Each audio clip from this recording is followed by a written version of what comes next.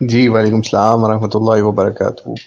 یہ آپ نے جو سوال پوچھا ہے کہ نماز کے دوران اگر چھینک آ جائے تو ہمیں الحمدللہ کہنا چاہیے، اور اگر کسی نے کہہ دیا الحمدللہ یا کسی کو چھینک آئی ہے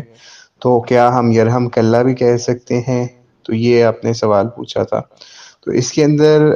سمپل اور سادہ سا جواب تو یہی ہے کہ ہمیں جب کسی کو چھینک آئے نماز کے اندر تو اونچی آواز میں اس کو الحمدللہ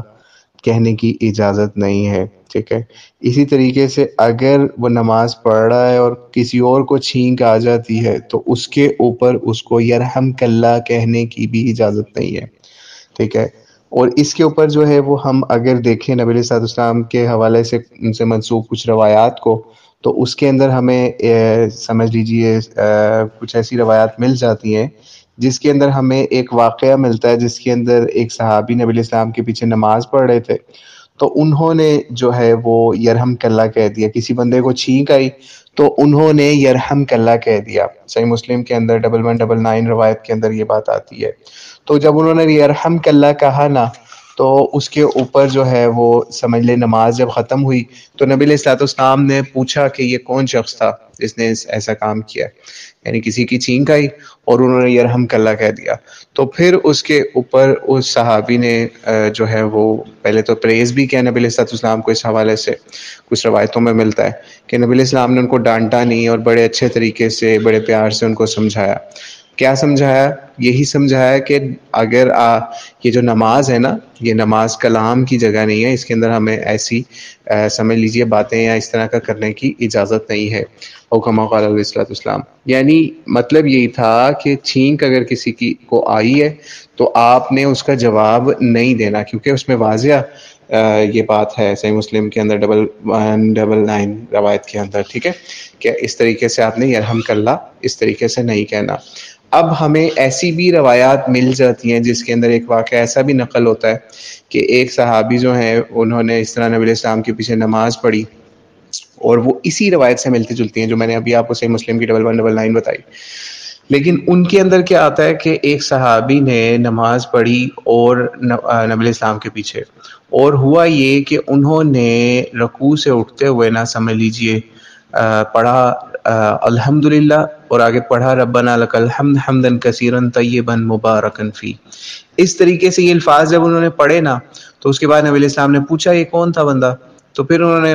بتایا کہ میں تھا، اس طریقے سے۔ تو انہوں نے پھر آگے سے نبی علیہ السلام نے جو فرمایا کہ اس طریقے سے فرشتے جو ہیں وہ سبقت لینا چاہ رہے تھے آپ لوگ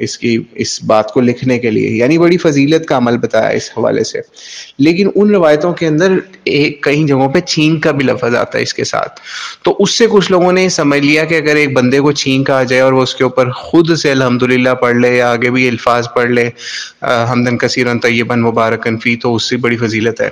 لیکن اس کے اوپر اکثر جو ہے ہمارے علماء نے یہ چیز کو سمجھایا کس طریقے سے، جب ہم دیکھتے ہیں صحیح بخاری کے اندر 799 بخاری کے اندر روایت ہے جس کے اندر اس طرح کی روایات کا سمجھ لیجئے ان کا سمجھ لیجئے فہم واضح ہو جاتا ہے۔ اس صحیح بخاری کے اندر کیا آتا ہے وہ روایت کے اندر کہ اس طریقے سے نبی علیہ السلام نے جس وقت نماز پڑھائی نا، تو اس کے بعد نبی علیہ السلام نے پوچھا کہ یہ کون شخص تھا جس نے کوئی خاص کلمات نماز کے اندر ادا کیے ہیں رکوع سے، تو میں نے ٹھیک ہے، تو جب یہ سوال پوچھا نبی علیہ الصلوۃ والسلام نے، تو ایک شخص نے بتایا کہ اس طریقے سے میں نے رکوع سے اٹھتے ہوئے جو ہے نا یہ الفاظ پڑھے تھے حمدن کثیرا طیبا مبارکا فی، یعنی ربنا لک الحمد کے ساتھ کیا پڑھا انہوں نے حمدن کثیرا طیبا مبارکا فی۔ تو اس کے اوپر نبی علیہ السلام نے ان کو جو ہے بڑی بشارت دی کہ 30 سے زیادہ فرشتوں کو نبی علیہ السلام نے دیکھا کہ وہ ان کلمات کو لکھنے میں سبقت لے جانا چاہتے تھے، او کما قال علیہ الصلوۃ والسلام۔ تو اس سے پھر ان تمام اس طرح کی روایات کی تصدیق کرتے ہوئے پھر علماء نے یا تابعین نے پھر یہ بات جو ہے وہ بتائی کہ اگر کسی کو چھینک آ جائے تو وہ دل میں کہہ سکتا ہے الحمدللہ زیادہ سے زیادہ، ٹھیک ہے، یا پھر ہلکی آواز میں اپنی نماز کے اندر اگر کہہ لے تو کہہ لے، لیکن کسی کو اس کو آواز سنانے کی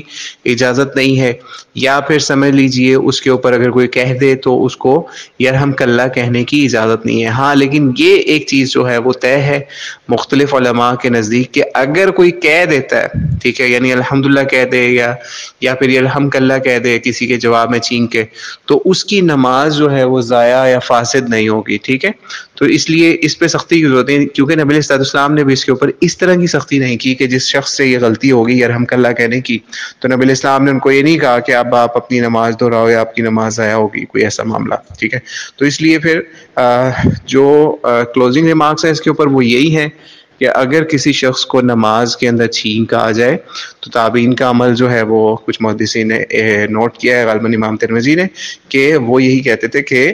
وہ کیا کرے کہ اپنے جی میں پڑھ لے الحمدللہ، ٹھیک ہے۔ اور دوسرا یہ کہ جن روایتوں کے اندر آتا ہے الحمدللہ حمدن کثیرا طیبا مبارکا فی، وہ اسپیسیفکلی جو ہے وہ رکوع سے اٹھتے ہوئے ایک صحابی کا عمل ہے جس کے اوپر ثواب کی نوید ہے، اور اس نے اس وقت جو ہے رکوع سے اٹھتے ہوئے سمجھ لیں ان کو چھینک بھی آئی تھی، لیکن ساتھ میں انہوں نے یہ الفاظ بھی پڑھے تھے۔ تو اس لیے پھر ان تمام روایتوں کی تطبیق یا ان کو جو ہے ہم کمبائن کر کے جو فہم لیتے ہیں وہ یہی لیتے ہیں کہ اس طریقے سے آپ کو نماز کے اندر چھینک کے اوپر جو ہے اونچی آواز میں کسی کو یرحمک اللہ کہنے کی اجازت نہیں، اونچی آواز میں آپ کو الحمدللہ اس طریقے سے پڑھنے کی نبی علیہ السلام کی سنت سے اجازت نہیں ملتی۔ واللہ اعلم بالصواب۔ السلام علیکم ورحمۃ اللہ وبرکاتہ۔